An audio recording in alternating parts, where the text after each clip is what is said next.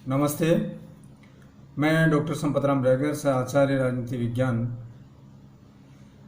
SRP government college बांदी हुई आज बीए पार्ट थर्ड के प्रश्न पत्र सेकंड अंतर्राष्ट्रीय संबंध में द्वितीय विश्व युद्धोत्तर के बाद अंतर्राष्ट्रीय स्तर पर उभरती हुई प्रवृत्तियों के बारे में अध्ययन करेंगे। वर्तमान विश्व के नवीन परिवर्तनों की चर्चा करते हुए टीवी कालीजारवी लिखते हैं कि आजकल अंतर्राष्ट्रीय राजनीति व्यवस्था का पुनर्गठन हो रहा है, जिसमें पूर्ववर्ती राज्य व्यवस्था एवं राष्ट्रीय राज्य व्यवस्था धीरे धीरे नवीन राजनीतिक रूपों में परिवर्तित हो रही है। साम्राज्यवादों का पतन हो रहा है और उपनिवेश राज्य स्वतंत्रता प्राप्त करते जा रहे हैं। राष्ट्रीय राज्य एक बड़े संघ के रूप में विलीन होते जा रहे हैं। अंतर्राष्ट्रीय राजनीति पर प्रभाव डालने वाले द्वितीय महायुद्धोत्तर तत्वों और आधुनिक उभरती हुई प्रवृत्तियों की विवेचना हम इस प्रकार कर सकते हैं, जिसके निम्नलिखित तत्व हैं। पहला तत्व है यूरोपियन प्रभुत्व का अंत। सन 1492 में कोलंबस द्वारा अमेरिका की खोज से लेकर द्वितीय विश्व युद्ध तक के काल को विश्व के इतिहास का यूरोपियन काल कहा जाता है। इस युग में यूरोप में अभूतपूर्व वैज्ञानिक तकनीकी प्रगति हुई और यूरोपियन राष्ट्रों के विशाल साम्राज्य की स्थापना भी इसी काल के अंतर्गत मानी जाती है। जर्मनी, इटली, ब्रिटेन, फ्रांस की गणना महान शक्तियों में की जाती थी, किंतु द्वितीय विश्व युद्ध के यूरोपियन राष्ट्रीय अर्थव्यवस्था में छिन्न भिन्न कर दिए। युद्ध की समाप्ति के बाद इटली, जर्मनी, फ्रांस और इंग्लैंड आदि राष्ट्र द्वितीय श्रेणी की शक्तियां बनकर रह गई। विश्व का नेतृत्व यूरोप के हाथों से निकलकर संयुक्त राज्य अमेरिका और सोवियत संघ के हाथों में आ गया। दूसरी जो प्रवृत्ति है वो परमाणु युग का सूत्रपात। संयुक्त राज्य अमेरिका एक वायुयान B-29 ने 6 अगस्त 1945 को हिरोशिमा पर अणु बम डाला। अणु बम के विस्फोट से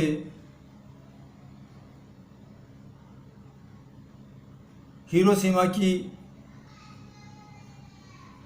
90% इमारतें नष्ट हो गई एवं लगभग 7.5 लाख मनुष्य मारे गए। इस महासंहार के साथ परमाणु युग का सूत्रपात हुआ। विश्व के सभी वैज्ञानिकों ने अनुभव किया कि अणु शक्ति के कारण मनुष्यों को अति मानुषी शक्ति मिल गई है। अल्बर्ट श्वीट्जर ने 1954 में नोबेल पुरस्कार प्राप्त करते हुए ये कहा था कि मानव अणु शक्ति के कारण ही अति मानुषी बन गया है, परंतु उसकी बुद्धि उस अति मानुष्य का मान तक उन्नत हुई जिस मान तक उसे शक्ति प्राप्त हुई है। परमाणु हथियारों के सर्वनाश करते हुए सामर्थ्य के कारण मैक्स लर्नर आज के युग को अति मारकता का युद्ध, यानी अंग्रेजी में हम कहते हैं द एज ऑफ आवर किल कह सकते हैं। तीसरी जो प्रवृत्ति थी उभर के सामने आई दूसरे विश्व युद्ध के बाद में, वो ये थी एशिया में अफ्रीका का जागरण तथा प्रभुत्व राज्यों की संख्या में वृद्धि। अंतर्राष्ट्रीय राजनीति के स्वरूप में परिवर्तन आने वाला एक महत्वपूर्ण तत्व यह भी है कि अंतर्राष्ट्रीय जगत में राज्यों की संख्या पहले से अब बहुत बढ़ गई है। उपनिवेशों के जल्दी आज़ाद हो जाने और बहुत से प्रभुत्व संपन्न राज्य अस्तित्व में आकर स्वतंत्र राष्ट्रों की बिरादरी में शामिल हो गए। इन राज्यों ने अब स्वयं अपने भाग्य विधाता बनकर विश्व इतिहास में एक नए युग की सूत्रपात वो करने लग गए। द्वितीय महायुद्ध की समाप्ति के बाद में एशिया, अफ्रीका, लैटिन अमेरिका राष्ट्रों ने स्वतंत्रता का सूर्य उदय हुआ।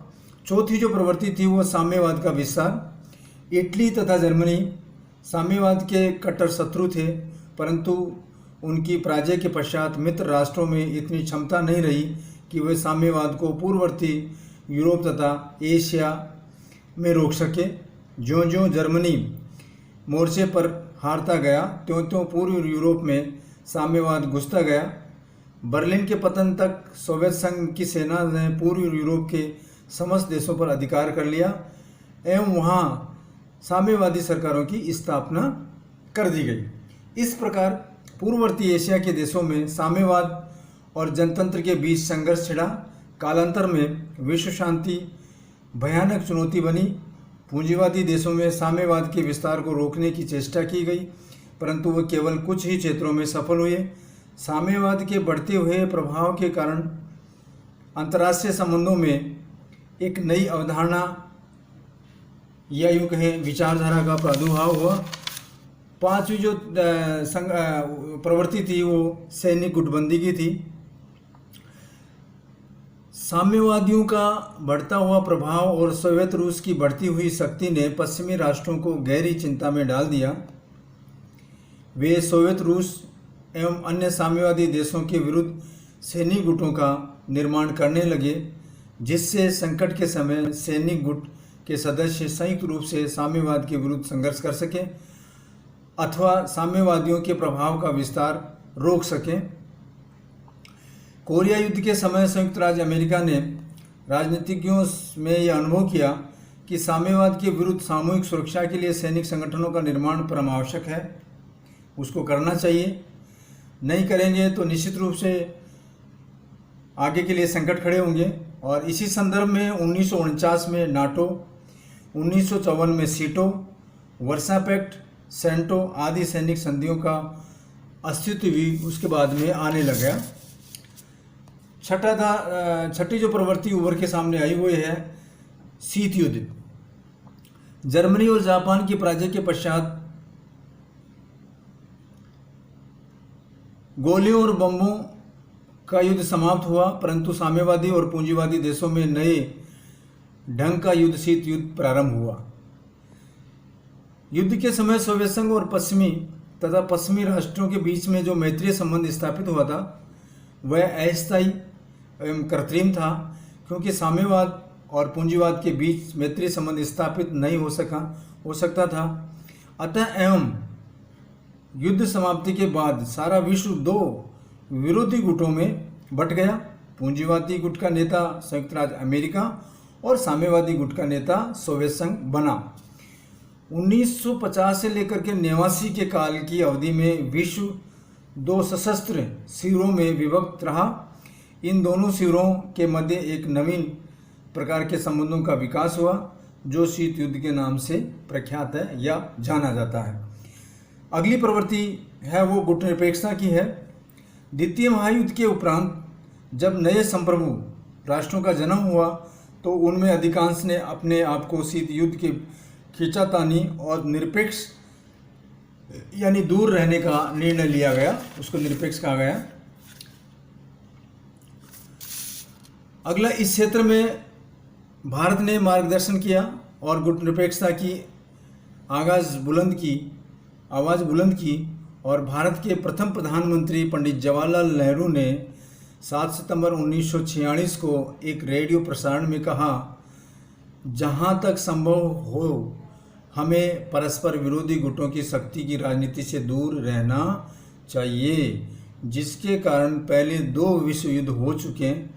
उन्होंने इसे भारत की विदेश नीति का आधार बनाया कि हमारी विदेश नीति का मुख्य आधार गुटनिरपेक्षता रहेगा, हम किसी भी गुट में नहीं रहेंगे।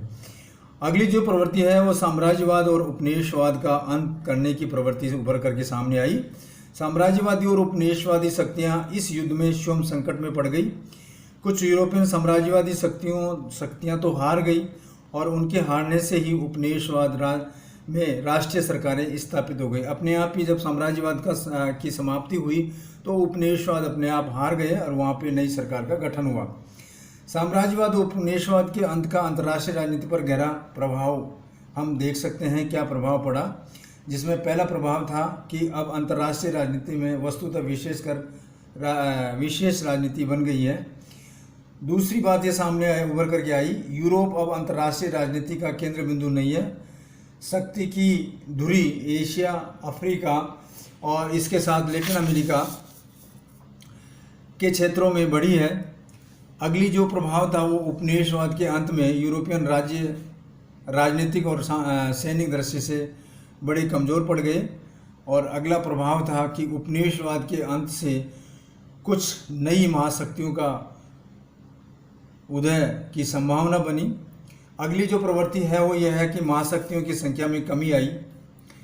17वीं और 18वीं शताब्दी में यूरोप में अनेक छोटे छोटे राज्य थे। उदाहरण के तौर पर 30 वर्षीय युद्ध की समाप्ति के समय जर्मन साम्राज्य 900 राज्यों में का समृद्ध था।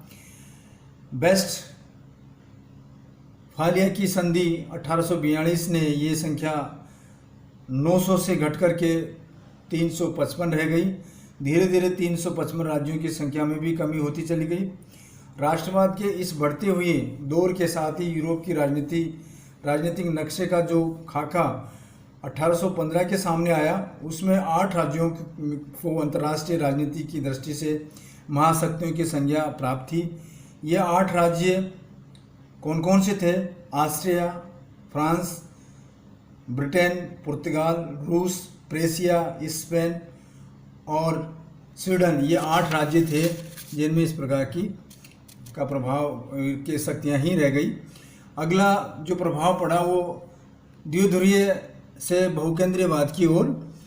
पिछले कुछ वर्षों से अंतर्राष्ट्रीय जगत की द्विध्रुवियों से सने बहुकेंद्रीयवाद की ओर अग्रसर हो रहा है।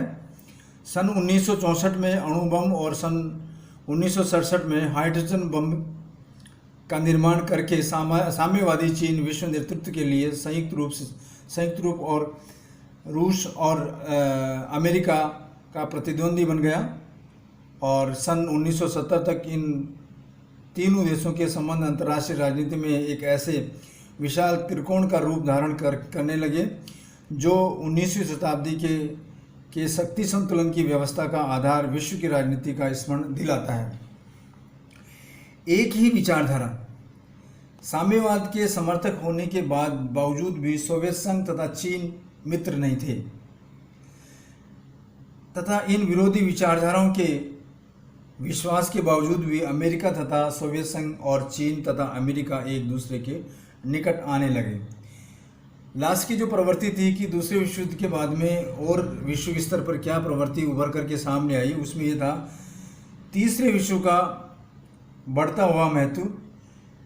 एक समय ऐसा था कि एशिया, अफ्रीका और लैटिन अमेरिका के विकासशील देशों की उपेक्षा की जाती थी, उपेक्षा की दृष्टि से देखा जाता था। किंतु आज तीसरे विश्व के नवोदित ये राष्ट्र अविकसित और छोटे होने के बावजूद भी अपने संख्यात्मक शक्ति के कारण संयुक्त राष्ट्र संघ की महत्वपूर्ण भूमिका का निर्वहन ये करते हैं। अगला जो प्रवृत्ति थी वो उत्तर बनाम दक्षिणी संघर्ष।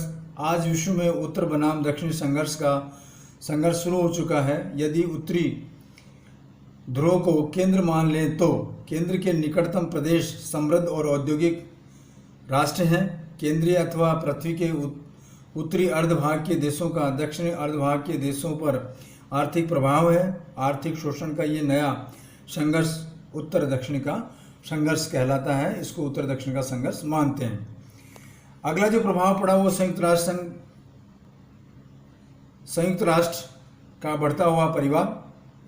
1945 में संयुक्त राष्ट्र संघ के सदस्यों की संख्या जब इसका निर्माण हुआ था तो केवल 51 थी और आज ये संख्या 193 हो गई है। इससे अंतर्राष्ट्रीय राजनीति में उसकी जो सक्रियता है वो बढ़ी है।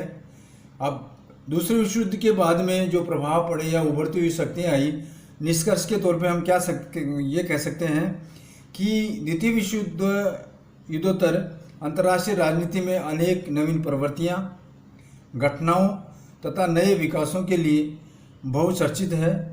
शीत युद्ध, द्विगुटीय राजनीति, वैचारिक संघर्ष, गुटनिरपेक्ष आंदोलन का उदय, एशिया और अफ्रीका का नवजागरण, तीसरी दुनिया के राष्ट्रों की बढ़ती हुई संख्या आदि इसके अंतर्गत आती है। धन्यवाद।